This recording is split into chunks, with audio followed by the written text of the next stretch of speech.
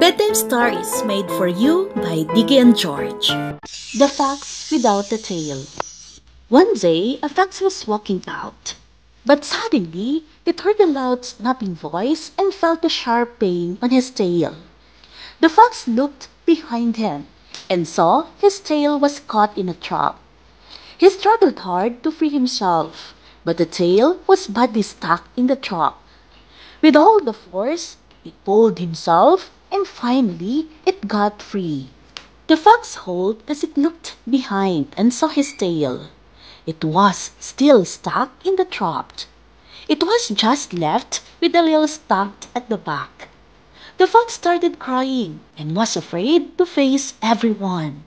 At first, he was ashamed of his tail. All of a sudden, it came up with an idea. He called all the other foxes for a meeting.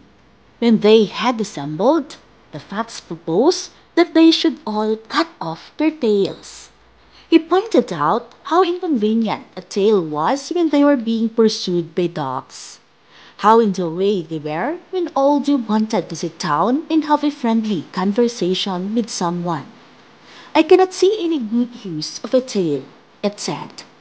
One of the foxes said, "That's all very well, but I don't think you would have suggested we cut off the most beautiful part of our bodies if you had not gone and lost yours first." All the other foxes walked off laughing with their big, bushy, and fluffy tails proudly pointed upwards.